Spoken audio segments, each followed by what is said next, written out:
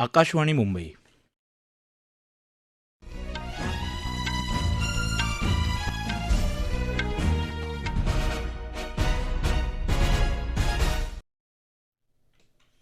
कौस्तुभ विरकर राष्ट्रीय बातम्या देत आहेत. ठळक बातम्या. सागरी व्यापार क्षेत्रातल्या गुंतवणूकदारांना भारतात मोठी संधी असल्याचं प्रधानमंत्री नरेंद्र मोदी यांचं प्रतिपादन. समलिंगी विवाहाला कायदेशीर मान्यता देण्यासाठी संसदेनं कायदा करण्याचं सर्वोच्च न्यायालयाचं मत. राष्ट्रपती द्रौपदी मुर्मू यांच्या हस्ते राष्ट्रीय चित्रपट पुरस्काराचं वितरण. दादासाहेब फाळके पुरस्कारानं ज्येष्ठ अभिनेत्री वहिदा रहमान यांचा गौरव. तमिळनाडूमध्ये फटाक्यांच्या कारखान्याला लागलेल्या आगीत 10 जणांचा मृत्यू. आणि अमेरिकेचे राष्ट्राध्यक्ष जो बायडन उद्या इस्रायल दौऱ्यावर. निर्वासितांच्या मुद्द्यावर युरोपियन महासंघाचीही उद्या बैठक. सागरी व्यापार क्षेत्रातल्या गुंतवणूकदारांना भारतात मोठी संधी असल्याचं प्रतिपादन प्रधानमंत्री नरेंद्र मोदी यांनी केलं आहे. तिसऱ्या जागतिक सागरी परिषदेचं उद्घाटन आज प्रधानमंत्र्यांनी दूरदृश्य प्रणालीद्वारे केलं. त्यावेळी ते बोलत होते. जगातल्या तिसऱ्या क्रमांकाच्या अर्थव्यवस्थेकडे भारताची वाटचाल सुरू आहे. सागरी व्यापाराचा यात मोठा वाटा असणार आहे. बंदरं, जहाजबांधणी क्षेत्रातल्या जागतिक गुंतवणूकदारासाठी भारतात गुंतवणूक करण्याची मोठी संधी आहे. येत्या काळात सागरी व्यापार क्षेत्रातही आघाडीचा देश म्हणून भारताचं नाव घेतलं जाईल असा विश्वास मोदी यांनी यावेळी व्यक्त केला. या सोहळ्यात प्रधानमंत्र्यांच्या हस्ते 23,000 कोटी रुपयांपेक्षा जास्त किमतीच्या प्रकल्पांची मुहूर्त मिळवण्यात आली. त्यांनी भारतीय सागरी नील अर्थव्यवस्थेसाठीच्या दीर्घकालीन ब्ल्यूप्रिंटचं अर्थात अमृतकाल विजन 2047चं अनावरण केलं. यावेळी सागरी क्षेत्रात जागतिक आणि राष्ट्रीय भागीदारीसंदर्भात झालेले 7 लाख कोटी रुपयांहून अधिक रकमेचे 300हून अधिक सामंजस्य करार देखील करण्यात आले. आगामी काळात बंदरावर हायड्रोजन हबची स्थापना, LNG बंकरिंग यांसारख्या सुविधांमुळे राज्यातला बंदर विकास एका उंचीवर जाईल असं मुख्यमंत्री एकनाथ शिंदे यांनी यावेळी सांगितलं. ही परिषद 19 ऑक्टोबरपर्यंत चालणार आहे. 2035मध्ये भारतीय अंतराळ स्थानकाची स्थापना करणं आणि 2040मध्ये पहिला भारतीयाला चंद्रावर पाठवणं यासह अनेक नवीन उद्दिष्ट भारतानं निश्चित करायला हवीत असं प्रधानमंत्री नरेंद्र मोदी यांनी म्हटलं आहे.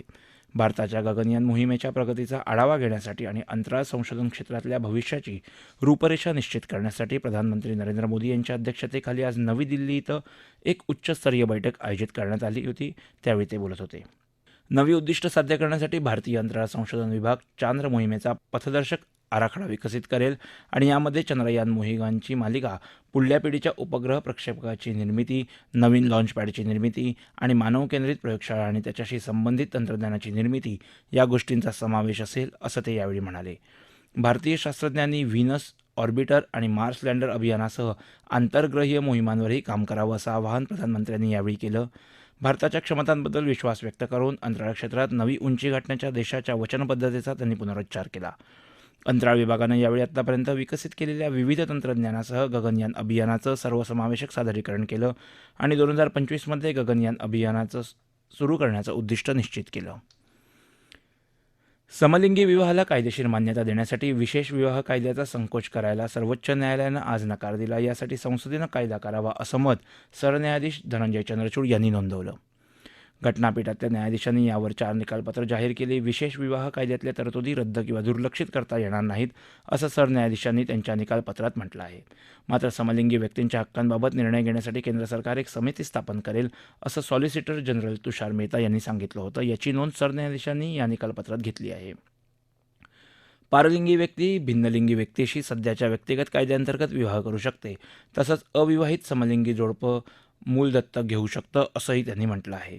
न्यायमूर्ती S.K. कौल, न्यायमूर्ती S. रवींद्र भट, न्यायमूर्ती P.S. नरसिंह यांनी काही बाबतीत वेगळं मत नोंदवलं आहे. मात्र समलिंगी व्यक्तींच्या हक्कांबाबत सहमती व्यक्त केली आहे. शिवसेना आणि राष्ट्रवादी काँग्रेसच्या आमदारांच्या अपात्रतेच्या याचिकांच्या सुनावणीचं वेळापत्रक सादर करायला सर्वोच्च न्यायालयानं आज विधानसभा अध्यक्ष राहुल नार्वेकर यांनी आणखी एक संधी दिली. या प्रकरणी आता 30 ऑक्टोबरला पुढची सुनावणी होणार आहे.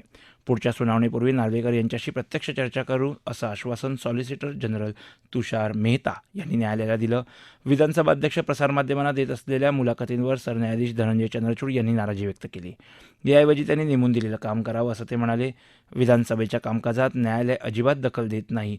मात्र आमदारांच्या अपात्रतेची सुनावणी त्यांना लवाद म्हणून करायची असल्यानं त्यावर सर्वोच्च न्यायालयाचा अंकुश असेल असं सरन्यायाधीशांनी स्पष्ट केलं. या राष्ट्रीय बातम्या आकाशवाणीच्या मुंबई केंद्रावरून देत आहोत. 69व्या राष्ट्रीय चित्रपट पुरस्काराचं वितरण आज नवी दिल्लीत राष्ट्रपती द्रौपदी मुर्मू यांच्या हस्ते झालं. चित्रपटसृष्टीतला प्रतिष्ठेचा दादासाहेब फाळके पुरस्कार ज्येष्ठ अभिनेत्री वहिदा रेहमान यांना प्रदान करण्यात आला. रॉकेटरी द नंबी इफेक्ट हा यंदाचा सर्वोत्कृष्ट चित्रपट ठरला. गोदावरी या मराठी चित्रपटासाठी निखिल महाजन यांना सर्वोत्कृष्ट दिग्दर्शकाचा पुरस्कार मिळाला. सर्वोत्कृष्ट अभिनेत्याचा पुरस्कार अल्लू अर्जुन यांना पुष्पा द राईज या सिनेमातल्या भूमिकेसाठी मिळाला. गंगूबाई काठियावाडीकरता आलिया भट आणि मिमी चित्रपटाकरता कृती सनेन यांना संयुक्तपणे सर्वोत्कृष्ट अभिनेत्रीचा पुरस्कार मिळाला. सहाय्यक अभिनेत्रीचा पुरस्कार पल्लवी जोशी यांना तर सहाय्यक अभिनेत्याचा पुरस्कार पंकज त्रिपाठी यांना प्रदान करण्यात आला. सलील कुलकर्णी दिग्दर्शित एकदा काय झालं हा यंदाचा सर्वोत्कृष्ट मराठी चित्रपट ठरला. चंद सासे या हिंदी लघुचित्रपटासाठी दिग्दर्शक प्रतिमा जोशी आणि निर्माता चंद्रकांत कुलकर्णी यांना रजत पदक देऊन गौरवण्यात आलं. शेखर बापू रणखांबे यांना रेखा या मराठी लघुचित्रपटाच्या दिग्दर्शनाबद्दल विशेष परीक्षक पुरस्कार देऊन सन्मानित करण्यात आलं. माहिती आणि प्रसारण विभागाचे मंत्री अनुराग ठाकूर आणि राज्यमंत्री डॉक्टर एल मुरुगन तसंच सचिव अपूर्व चंद्र कार्यक्रमाला उपस्थित होते. चेन्नईतल्या रंगमपलायम इथल्या फटाक्याच्या कारखान्यात आज दुपारी झालेल्या स्फोटात 10 जणांचा होरपळून मृत्यू झाला तर 2 जण जखमी झाले. दोन्ही जखमी महिला 70% भाजल्या आहेत. जखमींना तातडीने शिवकाशी इथल्या शासकीय रुग्णालयात हलवण्यात आलं आहे. शिवकाशी इथल्या सिक्कानाईकनपट्टी इथं काल एका फटाक्याच्या कारखान्यात झालेल्या स्फोटात एकाचा मृत्यू झाला. तमिळनाडूचे मुख्यमंत्री के स्टॅलिन यांनी अपघातात मृत्युमुखी पडलेल्यांच्या कुटुंबियांना 3 लाख रुपयांची मदत जाहीर केली आहे. प्रधानमंत्री नरेंद्र मोदी या महिन्याच्या 29 तारखेला सकाळी 11 वाजता आकाशवाणीवरच्या मन की बात कार्यक्रमाच्या माध्यमातून आपले विचार मांडणार आहेत. हा मन की बात कार्यक्रम मासिक रेडिओ कार्यक्रमाचा 106वा भाग असेल. या कार्यक्रमासाठी ज्यांना आपली मतं नोंदवायची आहेत ते आपली मतं नोंदवण्यासाठी नमो ॲप, माय GOV ओपन फोरममध्ये त्यांची मतं नोंदवू शकतात. तसंच टोल फ्री क्रमांक 1800-117800 वर या महिन्याच्या 27 तारखेपर्यंत संपर्क करू शकतात. अमेरिकेचे राष्ट्राध्यक्ष जो बायडन उद्या इस्रायलला भेट देणार आहेत. अमेरिकेचे परराष्ट्रमंत्री अँटनी ब्लिंकन यांनी आज ही माहिती दिली. गाझाला मदत करण्याची योजना विकसित करायला इस्रायल आणि अमेरिकेत सहमती झाल्याचंही त्यांनी सांगितलं. इस्रायलचे प्रधानमंत्री बेंजामिन नेतन्याहू यांच्याशी सुमारे 8 तास झालेल्या चर्चेनंतर ब्लिंकन यांनी ही माहिती दिली. इस्रायलनं हमासच्या अधिपत्याखालच्या प्रदेशावर लष्करी हल्ला करण्याची तयारी केली आहे. या पार्श्वभूमीवर इस्रायलनं संयुक्त राष्ट्रांना गाझा पट्टीमधल्या युद्धग्रस्तांपर्यंत मदत पोहोचण्यासाठी सहकार्य करण्याचं आश्वासन दिलं आहे. इस्रायल आणि हमास दरम्यानच्या संघर्षामुळे युरोपामध्ये निर्वासितांचे लोंढे दाखल होत आहेत. यामुळे युरोपात तणाव निर्माण होण्याची शक्यता लक्षात आल्यानं युरोपियन महासंघाच्या नेत्यांनी उद्या आपत्कालीन बैठक आयोजित केली आहे. या युद्धात आत्तापर्यंत 4,000पेक्षा जास्त नागरिकांचा मृत्यू झाला आहे आणि सुमारे 10,000 नागरिक जखमी झाले आहेत. लहान मुलांसह 200पेक्षा जास्त इस्रायली नागरिकांना हमासनं ओलीस ठेवलं आहे. इस्रायल हमास दरम्यानच्या संघर्षामुळे गाझा पट्टीमध्ये सुरू असलेली मनुष्यहानी थांबवण्यासाठी आपल्याला मदत करायची आहे असं रशियाचे अध्यक्ष व्लादिमीर पुतिन यांनी म्हटलं आहे. हा संघर्ष थांबवण्यासाठी राजनैतिक आणि शांततापूर्ण मार्गानं तोडगा काढण्याची रशियाची इच्छा असल्याचं इस्रायलचे प्रधानमंत्री बेंजामिन नेतन्याहू यांना दिलेल्या संदेशात पुतिन यांनी म्हटल्याचं रशियानं पत्रकात नमूद केलं आहे. ऑपरेशन अजय अंतर्गत आज आणखी 286 प्रवाशांना इस्रायलमधून भारतात परत आणलं जाणार आहे. परराष्ट्र व्यवहार मंत्री डॉक्टर एस जयशंकर यांनी आज समाजमाध्यमावर ही माहिती दिली. या प्रवाशांना घेऊन येणाऱ्या विमानात 18 नेपाळी नागरिकही असल्याचं त्यांनी नमूद केलं. क्रिकेट. एकदिवसीय क्रिकेट विश्वचषक स्पर्धेत आज धरमशाला इथं सुरू झालेल्या सामन्यात नेदरलँडनं दक्षिण आफ्रिकेपुढे विजयासाठी 246 धावांचं आव्हान ठेवलं आहे.